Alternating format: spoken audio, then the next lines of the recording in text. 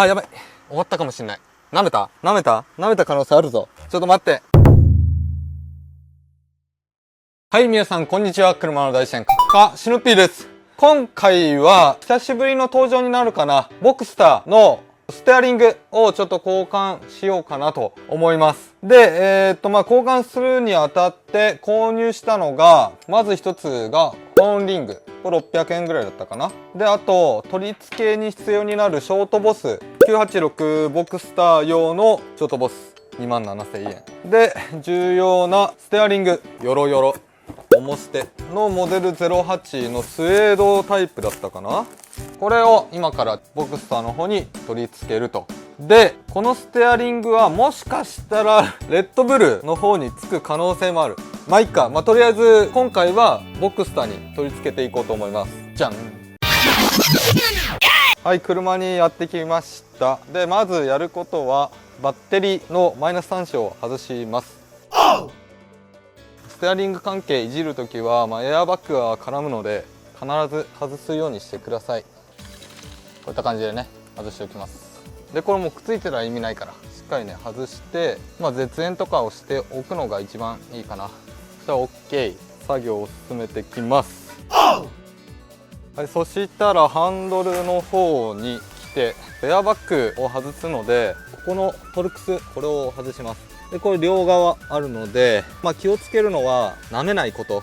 ここね、ほんと舐めやすい。過去の動画を見てる方だったらわかると思うんだけども、ああなるとしんどい。まだ外せてないからコツもクソもないんだけども、あんまこうグラグラしない。まっすぐ押しながら回す。で、回らない。といった感じです。こうなると思ってたんだよな。道具を使います。いやー、なんとか回りました。で、もうこれだけだとね、もう正直無理で、奥行きもあってこの穴の大きさもあるから、ちょっとねラチェットも入んなくて、だからこういったねメガネとかを使って、こうテコの原理っていうのをちょっと長くしてあげてバンって回した。マジで硬い。これなんなんだよ。手もげるかと思ったわ。反対やば。なんか回った臭いけど回ってないのかな。よじれる。回ってねえ。マジか、今も回ってないんだ。泣くぜ。これ回ってないの泣く。マジで言ってんの。あ、やばい。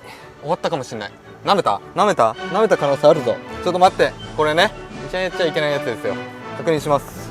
ここ舐めてたらもうね、角度的に取れんぞ。舐めてない。危ねえ、マジ危ねえ。これね、一番やっちゃいけないの。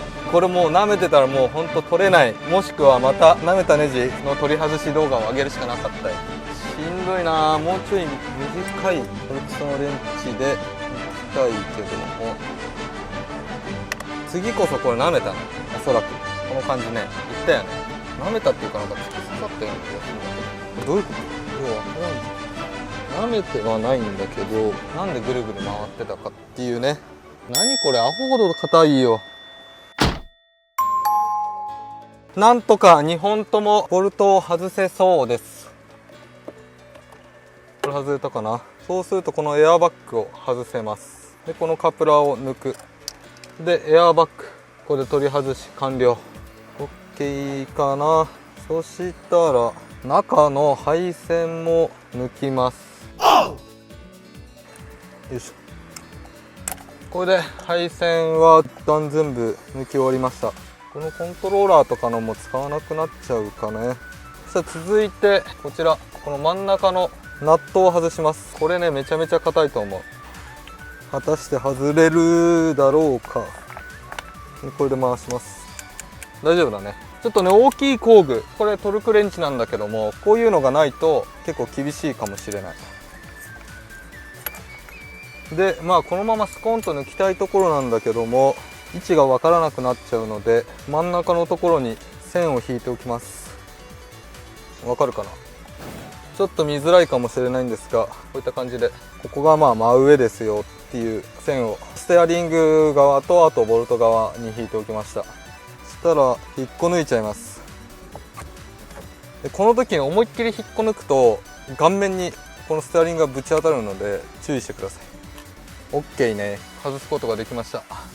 そしたら続いてショートボスを取り付けていきます。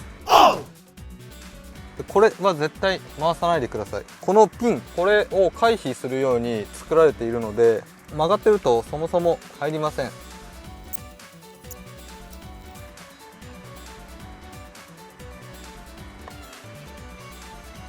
いしょ、入りました。そしたら黄色いやつ、これがキャンセラーがついていたので、キャンセラーを取り付けます。警告灯が出ないようになるキャンセラー、曲線はありませんということなので、どっちでも大丈夫。こういった感じで差し込んで、あとはビニールテープとかで固定してあげます。でこの辺のやつは使うんだよね。そしたらまあボスを固定しちゃおうか。ヘイボス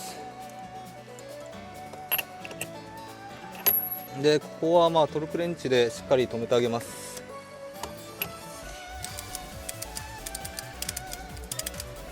完璧でしょう。 OK で、雰囲気的にはこういった感じになります。ラフィックスのこのショートボックスを買ったんですが、これすごいね。最初外すところのトルクスの T30 まで付属されてました。ありがとうございます。で、今こんな感じなんだけども、1箇所間違えておりました。それはね、このボスカバーっていうこの黒いやつ、これはまあついた時につけるみたい。僕はまあこのままいけちゃったので、このままつけちゃいました。大丈夫だと思います。ホーンリングはこのハンドルのとこにつくんだ。でこのようにホーンリングを取り付けて、でこれを使う。あ、そういうことね。かしこまりました。あ、じゃあもう終わりじゃん。ちょっと仮止めいいんでないの？いいんでないの？やばい、素人でも取り付けられた。かっちょええじゃん。こいつらをビニールテープを使って中に処理しとこうか。さあ、あとはこの本を最後つなげて終わりですね。これの向きを合わせてこんな感じか。今バッテリーつないでないんでならないんだけども、取り付け完了。わあ、いいじゃん。はい、ようやく取り付け完了。どう？もう一気にねスポーティー感増したね。でサイズがどうなんだろう。ももの方が一回り小さいで、この辺のボリュームナビと連動してたのかな。そもそもこの辺はもう使えなくなりました。あとエアバッグも取り外したので使えないと。けどその代わりスポーティー感が増した。最初ね、まあベージュの内装にこの黒どうなのかなと思ってたんだけど、意外にね引き締まるね。でちょっと細め。うわ、いいじゃんいいじゃん。そしたらちょっとクラクションとかも確認しとかないといけないので、ちょっとバッテリーつなげます。クラクションとあとハンドル操作を確認していきます。まずクラクションから。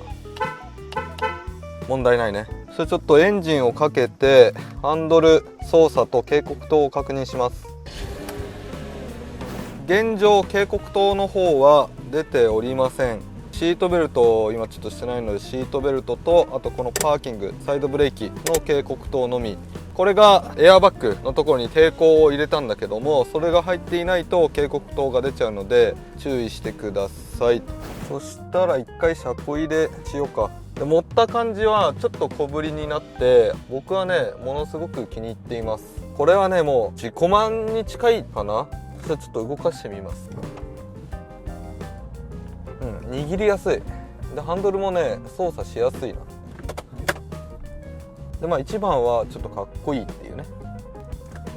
OK、 十分でしょう。でまあ気になる点で言うと、こっからじゃ見にくいんだけども、ホーンリングこれがシルバーなので、ちょっと後でねこれは色を塗ろうかなと思っています。 OK でしょう。はい、といった感じで動画の方以上になります。で今回はステアリングを純正のものから車外の、今回はモモのステアリングに交換しました。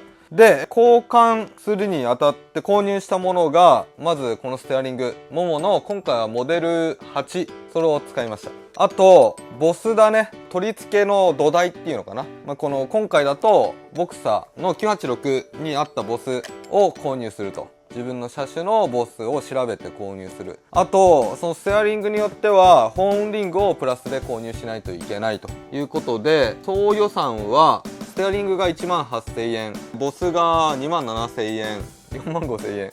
もう自己満だからね、まあこれはもうしょうがない、これぐらいかかっちゃいますと。でホーンリングがまあ600円ぐらい。ボスもねもう少し安いものを探せばあるのかもしれない。今回はワークスベルのショートボスを使いました。したと。